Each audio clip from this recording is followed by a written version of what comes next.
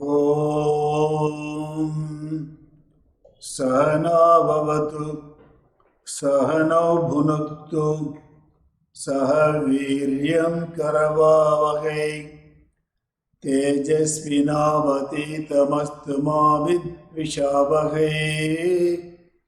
Om Shanti Shanti Shanti. Namaste. Non-violence is the weapon of the strong. Cowards cannot do it. It needs a lot of courage. Okay, that's why I always say, the non-violence is the weapon of the strong. There's a beautiful word in Sanskrit called Ahimsa. So what do you mean by Ahimsa? Okay, that means I don't want to be hurt. I don't want to be violent. I should not injure anyone.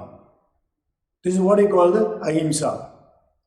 Now, opposite that is the Himsa. When you say Himsa, that means you are trying to hurt people, be very violent, and all the other things is opposite. That means we are talking about the Ahimsa. See, there's a beautiful, statement. Ahimsa paramo dharma. When you say dharma is the value, then paramo, that is the first and most important quality, is the Ahimsa. Ahimsa paramo dharma. Now, there is a beautiful word in Sanskrit. They say vridham. When you say vridham, is a kind of a woe. So I am telling myself, okay, that I am going to have a kind of the woe. It's a commitment to myself. This is what I call the vridham. Now, in this our own scriptures, they say Ahimsa is the not vridham, but mahavridham. When I say mahavridham, that is the ultimate. Okay, that means what is the value of the Ahimsa? That's what we are going to discuss. Now, there is a famous quotation which I am keeping on repeating. Do unto others as I would wish them do unto you. That means, suppose if somebody hurt me, now I know that is not good. That means I should not do it to others. It's as good as that. So that means when you say Ahimsa, the non-violence, that means it is a most superior vridham. I think let us find out how I can really do it also. Okay. Now, charity begins from the home. Now, suppose if I don't want to hurt somebody else, I should not hurt myself. Right? It starts from me. Okay. Now, what you want to understand is okay, this is a most important value in our human life. Now, how are you going to really follow it? It's not easy. It is not impossible, but it's very, very difficult.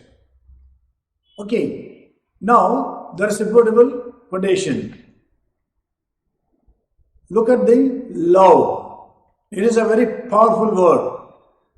Okay. In the center of the non-violence stands the principle of love. Suppose if I love my body, I will not hurt myself. Similarly here, if I am love the other people, that means I will never hurt. I would like to use the word Ahimsa in the instead of the non-violence, because that's very powerful. That means on the center of the Ahimsa stands the principle of love. See, when I love my body, I don't hurt. If I love my mind, I will not, get into a kind of anguish. Okay, so the most important thing is the love is the remedy for all the problems. Okay, now let us try to understand what is the source of the Himsa, so that you can understand the Ahimsa. Please try to understand. That is a question of, the mind, which gives the thoughts, hurting somebody. Okay, now just we got the thought, then it is translated into the speech. Then it becomes a kind of the words. Then the last one is the body. That means the expression of the thought through the speech becomes a kind of the Himsa. Think. It is easy to understand, but you have to reflect. No, I have got a thoughts hurting somebody. Give a kind of a Himsa. Okay. Now, suppose you nurture this particular thought. That means it becomes a kind of a word. Now, suppose I nurture this same word, then it becomes an action. So it starts from the thoughts. The moment I have a bad thought, a Himsa, either to myself or all the other people, that means I must really kill in the thought level itself. So what is the source? That is the mind, that is the thoughts, the speech, that is the words, and the body is the action. Now once you are able to understand that, you will not be able to eliminate completely. And if you are able to do it consciously, that means you will be able to reduce. And over a period of time, I think you will be a master. Think. I don't want to be hurt, either by the thought, or by the word, or by the action. What is that I don't want to receive? I should not give it. It is as simple as that. Okay, now I understand the definition of the source. Now how can I really implement? That's the real challenge. Okay, now the root cause of the Himsa. There's the violence. So I'm going to use that word like Himsa. It's a violence. And the non-violence is the Ahimsa. Okay. Now what is happening is just think on your own. If you don't like a person, that means you try to hurt him. This is called the dislike or the hate. There's a beautiful word in Sanskrit, dvesha. When I say dvesha, that means I don't like that person. So, suppose I am not able to do that, that means I am start hurting the person. Okay, see, that means when you have dvesha, that means how can you really conquer that? I know it is wrong. I don't need a kind of a PhD because I don't want to be hurt. So I should not hurt others. The moment I got the thoughts, then I am not able to kill. Then what I should do? Then you must try to understand the root cause of all these things, the lack of love. Because I love myself. Now why not you do the same thing with the other people also? This is what I call, the love is the underpin for all the other Himsa. The lack of it. Okay, good. The next one is, the anger. What happens when you anger? See, when you don't have a kind of a tolerance, that means you get a kind of the anger.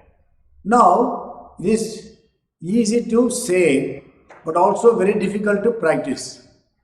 Now, what happens? Why I am getting this, the anger? Now I got a desire. Now, if I am able to fulfill my desire, I am happy. Suppose I am not able to fulfill my desire, then it is turned to be a anger. Okay. Now what happens? I must accept. Okay, I am trying certain things. I am not able to do it. Okay, then once you have the understanding of the anger, that is the root cause of Himsa, then you will slowly try to reduce it. Good? The next one is a kind of a revenge. See what happens if somebody hurts me. Okay, now I won't have a kind of a revenge. Tit for tat. Now I always used to tell people, suppose the other fellow is an idiot. So I am also trying to do the same thing. So I am also an idiot. So what is the maturity level? So what you have to understand is, okay, this guy is trying to take a kind of a revenge. Now I must understand the root cause. Then that means you must be a winner to controlling the anger. Okay, good. Then what do you mean by impassions? No, most of us don't have the passions. Why? Because we always try to do certain things on your own. Not trying to understand the other person also has got his own idea. Now, for you to understand that yes, the other person also is equally intelligent, if I am able to see myself in the other person, that means I will have a lot of passions. Okay. The next one is carelessness. I don't take it, very seriously. Very casual attitude. Okay. Now, you don't try to understand to what extent this Himsa will hurt the other person. And when I receive this Himsa, so I feel very bad. Now, if you are able to understand, yes, the other person also must be really feeling very bad. That means I will have a kind of empathy. So when I say empathy, yes, I put myself into other man's shoe. Okay, the other one is a kind of the tool to get things done. Okay, but I don't agree. There are people who are using this tool get things done. Now, please understand, there is getting a kind of the Himsa to get done is very bad. Don't make any mistake on this particular one. But a good leader who has got a kind of empathy, he will be very firm. He will be absolutely firm and get things done, but he will not have a kind of a Himsa to the other person. It is possible. Earlier I was very impassioned. Now I am following this particular one. It is not a 1-year project or a 2-year project. It is a lifelong project. So unless otherwise you try to understand that I don't want to be hurt. That means then we cannot hurt the other person also. Okay, please try to understand this. What is it? The root cause of all these things, the kind of a dislike, the dvesha, anger, the krodha, the revenge, right? Tit for tat, the impassions. That's what I call the akshama. Kshama means passions in Sanskrit. That means carelessness, very casual attitude. I don't care what the other man think. I want to get things done. So I never ever use the tool to get things done. Okay. Now, the most important thing on this particular concept is, yes, I know the definition of the Himsa and the source, and I also the root cause. Now, what do I do with that? This is why the question of Kshama, that is a lot of passions. Now, look at this particular slide. There's one thing called ANVIL, and the other one is a hammer. You must be the anvil. and all the other fellows must be the hammers. Now they keep on, hammering you, hammering you, hammering you, hammering you. Isn't it? Now you are a anvil. That means you are able to absorb. Okay, not out of any kind of a incapacity, but because the love. If you are able to do that, that means you will always be happy. So you will not giving ahimsa not for the other person, for your own benefit. So this is why you have to understand the importance. Paramo dharma. This is the most important, the value in life. I want to give you a nice story. See, in a village, there is a serpent. It was very poisonous and is very ferocious. Okay, now all these boys, when you used to play the football go to a particular the tree where the poisonous case is there, then all these boys will be scared. They will never go near that particular tree. Okay, it is happening like this for so many years. And one day, one yogi with a tremendous amount of the power, and it can also talk to the animals in their own language. They got a kind of a siddhi. Okay, when the yogi was going through, then he asked all the boys, so why you are scared to go to that particular place? Then he said that there is a very big and poisonous snake. So we don't want to take a chance. Then he said, okay, then yogi wanted to help these boys. Let them enjoy the play. Then he talked to the serpent, the snake. Then he was able to really tell they are able to enjoy the play and don't bite them. And they got a tremendous amount of the love, and the snake also agreed. Okay, I will not bite. So after some time, maybe after few months, he came into the same village. Then he found out the snake was really grumbling. So he was this thing, and all the boys are very happy. They are all just, going to the same, the tree, and they never had any kind of fear. All the boys used to throw the stone because they are absolutely fearless. Okay. Then I just asked the snake, so what has happened to you? So I asked you not to bite. Then yeah, I listened to you. Now look at my face. So, no, I don't know what to do. Then the yogi told him, see, I told you not to bite, but I never said you should not hiss. That means once you get this kind of the sound, all the boys will be scared. So whatever that I told you, what you have done is very good. Don't bite them. But I never told you should not hiss. So you do it as in. Okay, that means you have to understand, yes, now I don't want to have a kind of a himsa. At the meantime, I must also protect myself. So this is the moral of the story. So try to understand the source and also the root cause, and it is not easy to do it immediately, but keep on doing it until you get into a kind of a subconscious. Okay, take care, all the best.